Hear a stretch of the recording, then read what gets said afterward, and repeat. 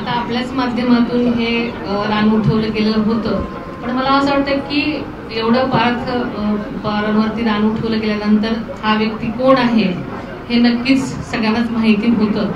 त्याच्यामुळे परत ही घटना घडली याची कारण मी मला वाटतं की त्याचं विचारमंथन झालं पाहिजे. राष्ट्रवादीचे भरपूर नेते तुमच्याकडे तर अर्ज भरण्यासाठी होते, मात्र बिनविरोध तुमची खासदारपदी निवड झाली. आज पुणे शहर राष्ट्रवादीच्या वतीनं तुमचा सत्कार करण्यात आला. आपली पहिली प्रतिक्रिया काय? निवडणुकीला तुम्ही लोकसभेमध्ये सामोरे गेलात, दुर्दैवाने पराभव स्वीकारावा लागला, मात्र आज परत एकदा खासदार म्हणून तुम्ही त्यांच्यासमोर जाताय. आपली पहिली प्रतिक्रिया. आपल्या सगळ्यांना नमस्कार. आज मी आपल्या सर्वांनाच धन्यवाद देते. मला राष्ट्रवादी पक्षाने राज्यसभेची उमेदवारी दिली. राष्ट्रवादी पक्षाचे अध्यक्ष, प्रदेशाध्यक्ष, कार्याध्यक्ष, सर्वच पदाधिकारी, कार्यकर्ते सर्वांनीच या माझ्या पदासाठी भरभरून सर्वांनीच मान्यता दिली आणि आज आपल्यासमोर मी एक खासदार म्हणून इथे उपस्थित होण्यासाठी सर्वांचं पाठबळ आहे आणि आपल्या सर्वांना मी मनापासून धन्यवाद देऊ इच्छिते. राज्यसभेचे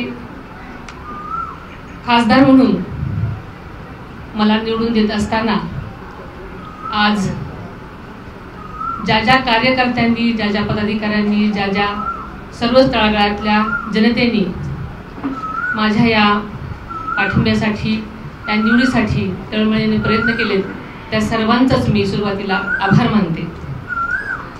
आज माझ्या निवडीबद्दल राष्ट्रवादी पक्षाच्या या पुणे जिल्ह्यातल्या सर्वच माझ्या पदाधिकाऱ्यांनी जो माझ्या स्वागताचा इथे उत्साह ठेवलेला आहे, त्या माझ्या सर्वच कार्यकर्त्यांचा आजचा हा उत्साह बघूनच माझ्या या पुढील काळातील ऊर्जेसाठी, माझ्या भरभरून कामासाठी ही ऊर्जा हीच मला बळ देणारी असणार आहे आणि या ऊर्जेवरच मी माझं पुढचं काम करणार आहे.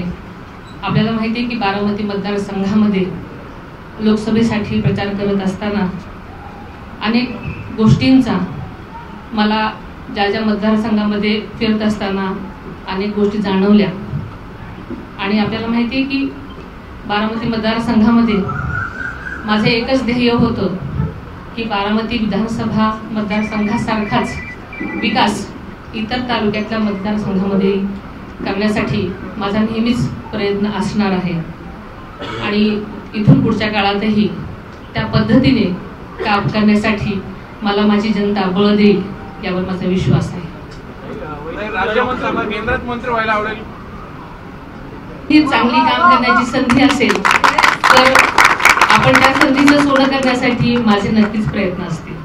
लोकसभेमध्ये तुम्ही सर्व मतदारसंघात फिरला, तिथं प्रतिसाद अतिशय चांगला होता असं सातत्याने सांगितलं जात होतं, पण जो पराभव झालेला आहे याची कारणं नेमकी काय आहेत? ती कारणं शोधलेली आहेत, कुठे तुम्ही या प्रचारामध्ये कमी पडला?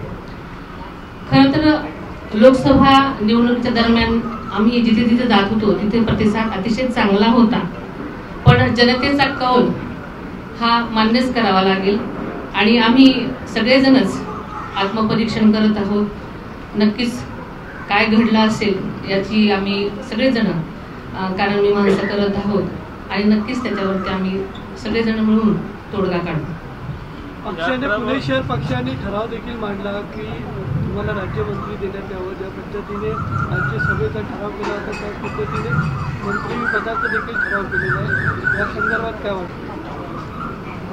माझ्या पक्षातील लोकांचा हा मोठेपणा आहे की त्यांना माझ्याकडून भरपूर अपेक्षा आहेत आणि मला असं वाटतं की जर संधी मिळाली तर नक्कीच त्यासाठी प्रयत्न करणं आणि त्या संधीचं सोनं करणं माझं काम आहे आणि त्यासाठी मी जरूर प्रयत्न करेन.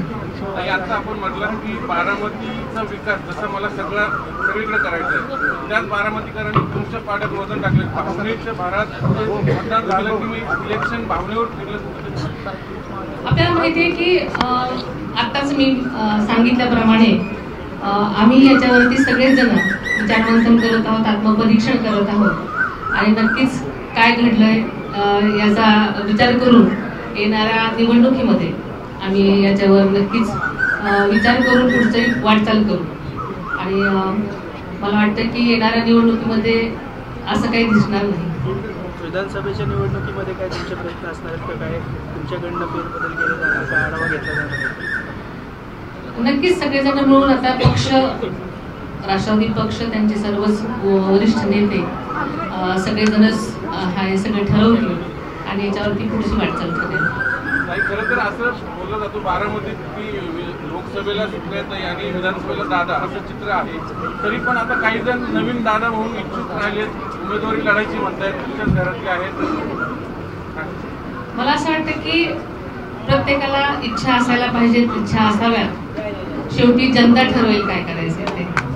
रोहित पवार म्हणते की अजित पवारांचा विश्वास नव्हता, सहकारी सोडून जातील, त्यामुळे खासदारकी घरातच द्यावी लागेल.